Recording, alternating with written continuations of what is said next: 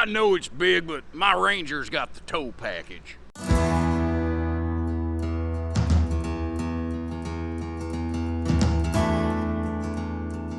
Hey everybody, Josh the RV nerd.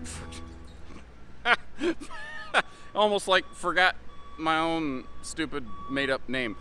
Hi, I'm Josh. Welcome to Bish's RV. Behind us, new big Valor 44v14. This is big, but that's kind of the whole point. Like, if you want big, good living space and kitchen, you don't want to have to sacrifice your living room so that you can have a big garage like most toy haulers have. This is the result right here, and this is a fun floor plan to hang out in. Like, if you're going to spend a long extended time in an RV, I could see it wanting to be in a floor plan like this. So first of all, in the back you have a 14-foot long garage, basically, bath and a half loft, but I like how they put the loft in the garage, not off the living area. That's always kind of been my preference, and only until recently has that started happening. I don't know, just because I like it doesn't mean brands have to do it, but I am glad to see that happening. These are 101-inch wide body with wide stance hydraulic auto leveling. On the back you have basically like a weatherproof, easy lift and easy lower ramp system, and the 3 Seasons patio wall on the back. So if you're using the back garage area for like a potential alternative bunk room or something like that, like you don't necessarily have to close the ramp every single day. Just to, use the RV. It's a little more comfortable that way. Now, this is one of the very few big fifth wheel toy haulers that by default doesn't come with a generator, although most of the ones they build, the generator is optioned on. But that's because they were really one of the first to really attack the 12-volt market with things like 640 watts of factory standard solar on this sucker. Previously, I think it was like 370, and they said, you know what, let's just crank it up another notch. Let's give you 640 watts of base level factory solar. That is nothing to sneeze at. There's a lot of people I talk to say, what should it be a minimum? They say like 200 watts. Well, they're blowing that away with change to spare, basically. And the generator that you do option on is that NPS inverter generator. I love that thing. Own-ins are fine, but that NPS is my personal preference. We're gonna go through this one in far greater detail, tell you what's awesome, maybe what isn't, and there's a couple things that I don't like about it, like at all, but we'll get to that later. If you like how we're shooting straight, hit that subscribe button, like our video. Let's get rolling. So this is going to be a pop a bucket of popcorn kind of video. This is a big rig and it's going to take some serious time to cover it. But the first thing I want to talk about and really give them credit for, this is one of the first times I've really had the opportunity to truly experience their air conditioning system that they've talked about so much for so many years.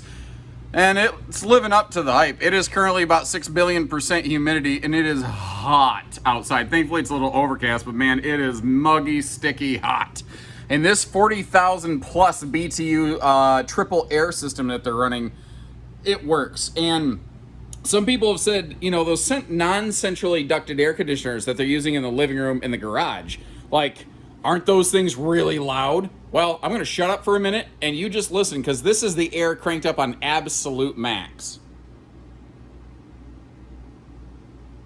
Now, I will tell you, the camera that I use will try to balance and equalize audio, so it's not exactly a completely fair sort of estimation. It'll probably boost the volume of that air conditioner, but the fact is, I sat in here and we had lunch a few minutes ago, a couple of us, and we had absolutely no problems just sitting here having a conversation.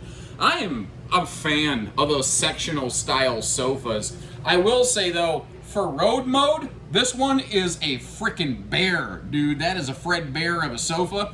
And if you want to walk with me again, we're gonna, I'll do it. I'm gonna wrestle this thing, but I'm gonna tell you what it's gonna take. But if you want a big rig like this with a nice, awesome living room, but you also want a large garage, it kind of comes with a couple weird caveats. I do like the nice big door passing between the garage and the living area. I also like how the door has like a smoky glass on it to kind of just provide some privacy. Now, I left the loft ladder just in place over here on the right. I don't really think it gets in the way and impedes anything, but that's just me. Now, they are using a composite garage floor because it is just significantly lighter than a lot of common, garage floors that a lot of brands use without sacrificing strength or anything like that. And you can see how they have that like triple, sort of like an E-track system where you can just tie stuff down here, there, and everywhere so that you can always get like everything hooked up the way that you want it. Now, with the Happy Jack bed lift system here, does all the things you would expect them to do, but the little details, like under these Happy Jack bed lifts, it's always really dark and dim. Notice those vertical LED accent beams that run the entire length of that system, casting some light internally here. It makes a big difference. I really like what they're doing there. Now, both of these couches have that sort of fold down kind of console armrest kind of thing going on here. But giving you a look at all the different views, functions, and features of these, you see that obviously, you can totally get them up out of the way if you want to for maximum loading space. There's also the opportunity to bring them both down and use it for like a bunk sleeping function. There's no one way that these things necessarily have to be used. And of course, the RV does include its own handy little dining table so that you want to do some eating back here, like a little Three Seasons patio room. You got it all built right in. It does all those things you do expect. Now, one thing I want to mention, this is one of those zero gravity ramp doors where it will just like literally hold itself. Like here's a quick little sample for you, basically. It actually almost operates like a hatchback on a vehicle where it does have a key that'll unlatch it and unlock it. There we go. But if you're inside of the camper or you don't have power, because it does require 12-volt power to use that little yellow ripcord is sort of like that little emergency I got locked in the trunk kind of ripcord that will allow you to get out of there. Now back here in the garage, you got that TV mounted up top. I do like how they do downward angle that TV for some viewing, and I forgot to grab, I do believe that is a swing down TV. I'll see if I can grab that when we get closer. You also see the washer dryer hookups back here. There's another set of those up in the bedroom, which is kind of cool. Some people are like, I don't want the laundry in my bedroom. Some people don't want it in their garage. You I guess do both. You could rent your laundry room out to other people. Let me grab this here. That is not a swing down TV. That is a fixed mount. So kind of keep that in mind right there. Now over here on the left, I want to let you know that I am taking you into the world of wide angle lens mode real quick, but that's just a quick little look at the loft. I had to go wide angle so you could see the extra power outlet that is up there. And personally, I really like it when the loft does open here into the garage instead of, in the living area. I like the living room to be the living room, but that's just me. Now the half bath over here, I actually think has better elbow room than the main bathroom now that I've gone through the RV. So to give you a sample here, I expected to bash my funny bone on the door jamb, and shockingly, I did not. Now don't get me wrong, I'm not the smallest dude, but I ain't the biggest. And if you are a person of solid stature, you may not comfortably fit back here, so you just want to kind of keep that in mind. But up top here, the half bath does run all the way up to the roof. So it does have a power vent fan. So you got your own little built-in fart chimney, as is the technical term. So moving back up front, now that we've covered that essential ditty. This one is, it's got a lot of good eye appeal and looks whether you're coming and going from either direction. But again, this sectional style sofa right here, man, if you just want to stretch out and rest and relax, I don't, like two adults could take a midday nap on that thing and not overlap and fight with one another. And, if you just got Uncle Gary, him and Aunt Rita are having a little, throwdown, you could always just pop the cushions off the back, and that could easily be a legit adult sleeper without having to really wrestle stuff. It's simple. Now, you might notice how, that's a floor flush carpetless slide, and you won't find heat vents in the floors of these. Something else, though, that you will find, that was an awkward segue, but I'm going to roll with it, is color-coded wiring. Alliance has always done that, and the cool part about that is when they're wiring the RV, it's easier for the workers to know what goes where. And God forbid you need some kind of electrical work, it's a lot easier to diagnose and get you back on the road faster. And we're going to talk about a couple samples like that where they're doing things just to make everything work better from the front end, but also more reliable to get serviced on the back end of things. I love these U-shaped kitchens. They provide so much counter space packed into one little area and a lot of cabinet space above. Now, what you don't see over here overtly is the refrigerator and the pantry. Those are buried in the slide, and we'll get there in a minute. But there's a couple cool details I wanted to kind of show you over here. So off in this corner, you see there's a handy set of power outlets over there. That's going to be like, I imagine that's the perfect little coffee maker corner. Did you know, by the way, that we consume so much coffee, it's going to go extinct if we keep it up? We're consuming it quicker than we can regrow it. Now, this down here, hold on, I think, let me find the button. I can shed some light on the equation. I'm going to endoscopy this down. That is an inside-outside accessible wastebasket kind of space, and I love features like that. That is so handy. Northwood does some of that. It's kind of a classic feature that just sort of phased out of a lot of the RV industry. I'm a big fan of it. They went with extra tall slides, so they have big windows and storage overhead, plus the accent lighting up top and the really aggressive extreme lighting they have inside. These things just have a, like, even though the cabinetry is actually on the dark side, nothing sounds like Star Wars, something dark side complete. Anyway, you get what I'm saying. Nothing really reads dark and dismal in here. All the big tall ceilings and wide open space in this wide body rig all certainly kind of help that. But if you're over here on the little recliner sofa, you don't want to have to sit in the corner of the sofa. If you want a direct view of the entertainment center, bang, that TV can pivot around to be exactly where you want it. And then anywhere that they had an opportunity for storage, they loaded storage up all over the place in this thing. You see those windows have those nice blackout roller shades, and you might need a 2 or 3 step stool in this kitchen. Even at my height, I can't reach necessarily those top shelves, but I will take cabinets all the way up to the ceiling versus wasted space every single day of the week. That definitely is my preference on these things. That oven also, that's like from, like, say, like when you look at, like, you know, Paradigm, North Point, Pinnacle, Montana, Solitude, those big kind of luxury things, that's kind of what this is. This is a big luxury fifth wheel that just happens to have a 14-foot multi-function flex room bath and a half off the back of it, with a weatherproof ramp patio and 3 seasons door. That's what this is, because if you cut the garage off this I think absolutely qualifies for what generally comes in as a luxury fifth wheel in today's market. That's the idea behind Paradigm. And there's I've been wondering about this, like more and more brands are going with this like almost floating style table where it does just bracket against the wall, which I love because it doesn't tend to gash up your knees. Although if you are right next to the wall, it might still be a little bit of a knee scraper, so keep that in mind. But what if that table had a hinge so that it could actually fold like vertically down? What if you could get those chairs out of the way? What if you could turn that table to have a desk function overlooking the campsite of this window? Oh my gosh.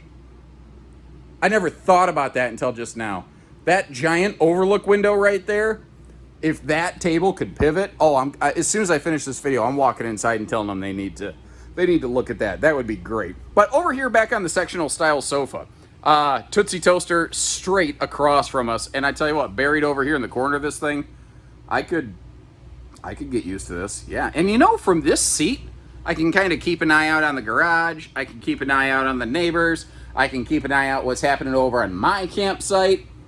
This is easily, I think, the best seat in the house. So this is you in the driver's seat right here. Huh, all right. Well, let me get my fat butt up now. By the way, that fridge, that is a 17 cubic foot, 12 volt compressor fridge. Or if you read the sticker, it says 12 volt reefer, which is actually also, interestingly, the name of my buddy's hippie themed synth band, 12 volt reefer.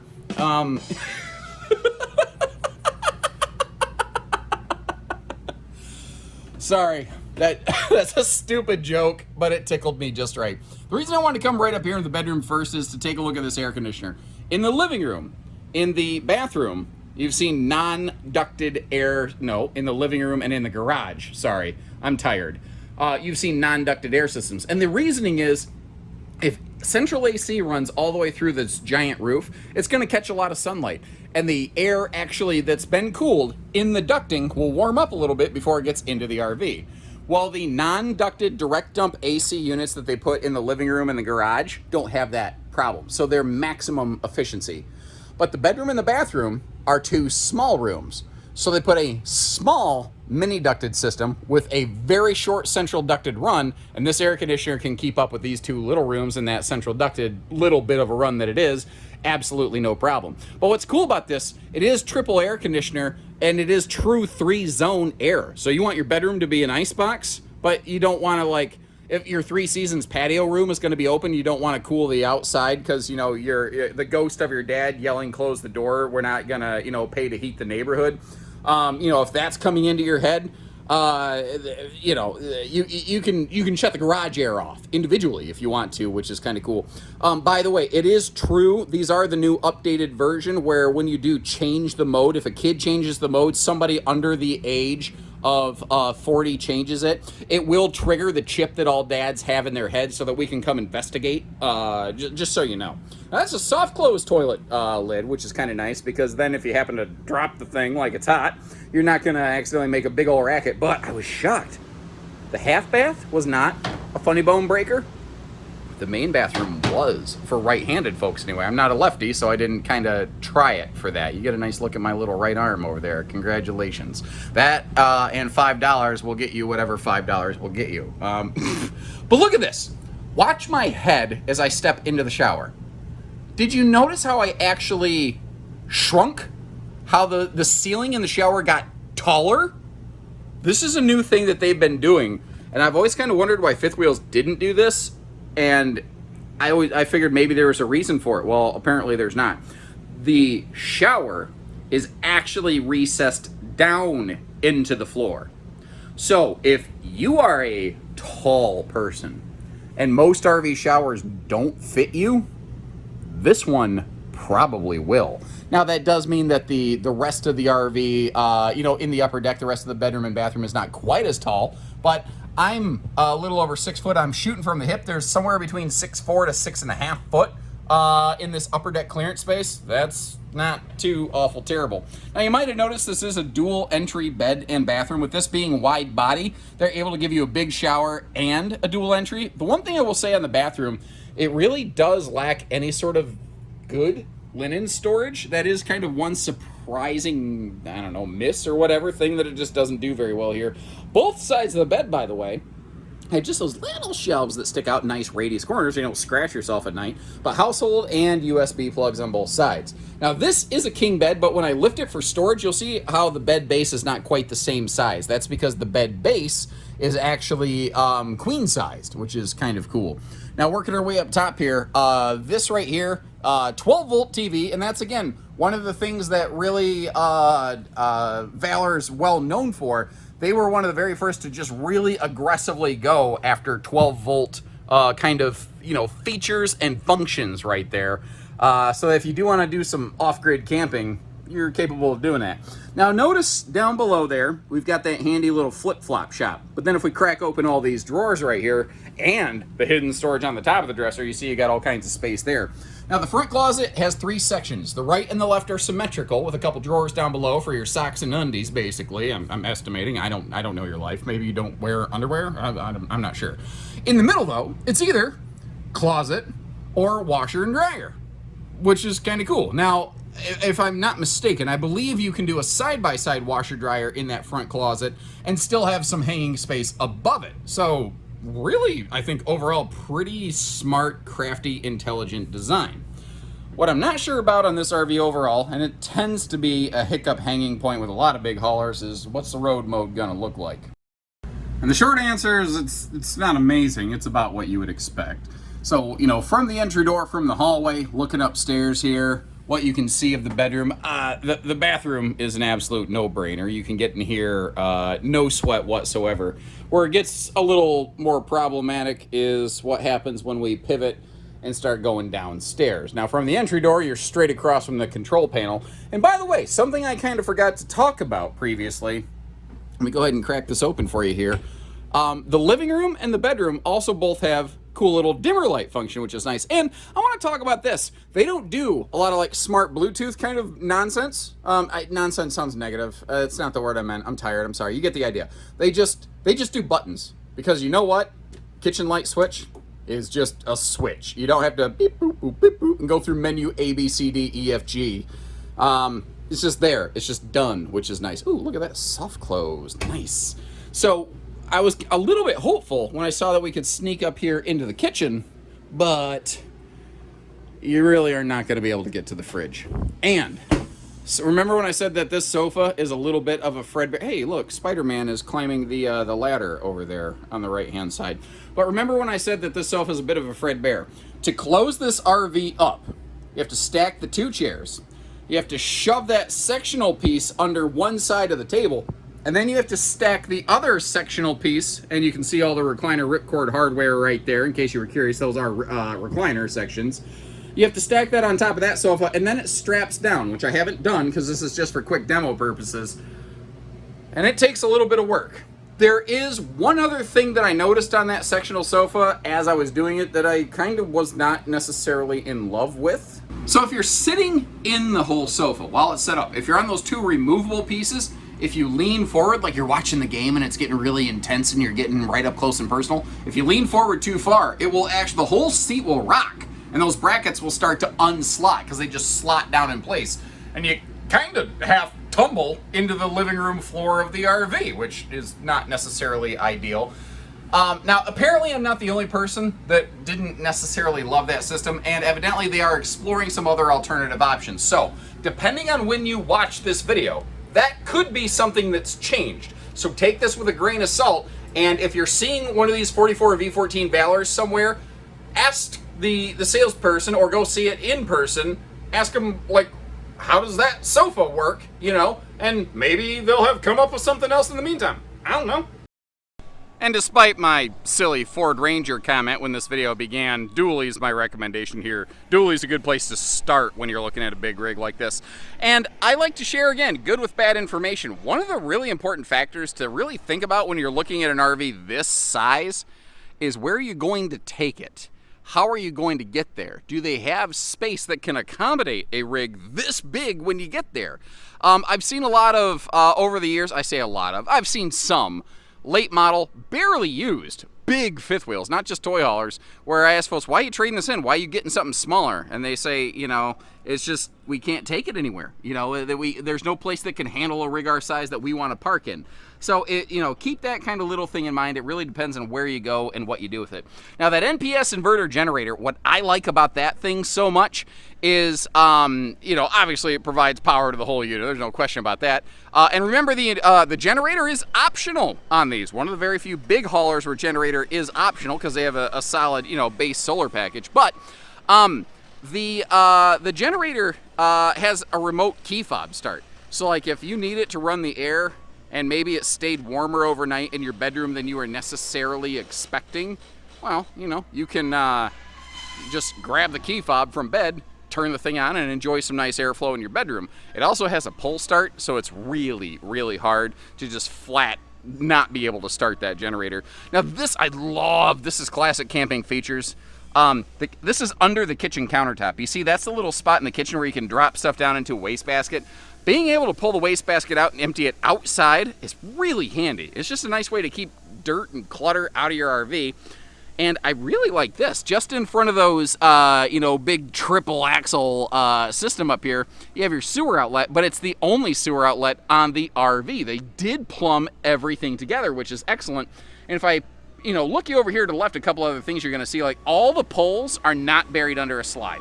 So getting to your gate valves and opening that stuff is easy. Sewer hose caddy tube right there up by the front of the RV. So that works very, very well. And then over here, oh, by the way, the underbelly is all forced air heated, holding tank heaters as well, and radiant barriers. So very solid hot cold weather package on these. This is where over on the right hand side, that's their plumbing bypass thing. So like every single thing on this that water goes through, you can individually shut off the hot or cold water, so that if you're having a problem with only one side or the other, like let's just say your kitchen sink for whatever reason gives up the ghost. Well, if you had to, you could probably still limp through a trip, you know, and use something else to get through. But you know, just the fact that you don't have to give your entire trip because you have one little problem is really nice and very rare in the RV industry. And this is one of the things where Alliance was really built on a lot of ownership feedback right from the start, having easier access to things like your water heater and, you know, the back of the command panel or anything like that. So that God forbid you had to do some kind of diagnosis work. One, it would be easier for you. Two, it would be easier for a tech. And the whole end game goal is to keep you camping better, stronger, longer, happier overall. That's, you know, the idea behind it. You're supposed to be able to go out and enjoy the thing. Now, About every 2 years, they'll put these through an update wave, and this is the first major wave that we've seen off Valor in a while. Totally new nose cap, and obviously just dramatically different exterior look on this. Full new decal package. It looks like a paint package standard. Now, it is actually a lot of decals, and my only concern with that is just that how are all those decals, especially the black decals just above the skirt line, how are all those decals going to hold up to harsh sun country weather exposure? You know, ignoring Alliance for a minute, like I know Keystone RV, they use these nice 5mm decals because historically they had really crappy decals and they got tired of taking a black eye for it, which they earned, but they did the right work to overcome that. Well, they now use better decals that have a 5-year warranty, unless you live in states like Arizona, where they still only have a 1-year warranty. So massive sun exposure, that's a real thing, you know. You saw the MoRide suspension shackles right there, and built onto the skirt, basically, beside the I-beam, below the garage, that is an air compressor. Having an air compressor on board your RV, that is handy. That is very, very handy. Whether it's, you know, inflating tires on your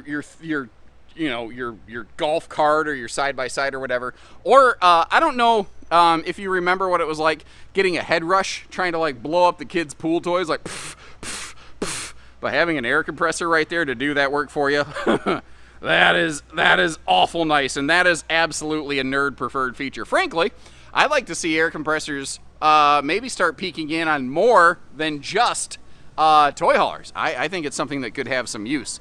Now, you do have a awning for the rear kind of patio here. You may have noticed how you had dual power awnings over on the, the camp side of the RV, of course.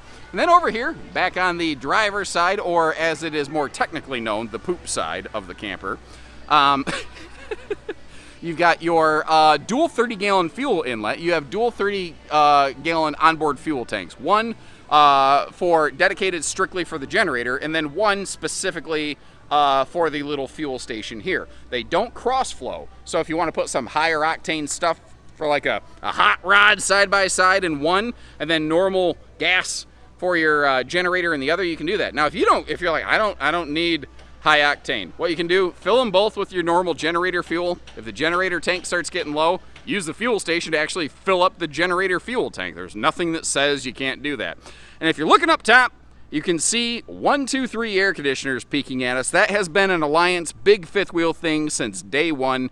They have that triple air system providing over 40,000 BTUs of high efficiency airflow in here. And I've been very impressed, actually, running around a bunch of them today. I don't know how many decibels. Like every manufacturer says they have the best air system. They have the quietest air system. Every manufacturer says that. I have not been objectively able to iron that out. That's a video I would like to make at some point and just haven't had the ability. What I know is that their system don't offend me, and it works very well. Even in high humidity, I got comfortable very quickly in this. Now, I know this is a long video, but that's a big rig, and it needs some very specific time to be able to kind of at least do a decent job of giving you an idea if it's the right one or not. Now, again, leave you some links in the video description to check for pricing and availability.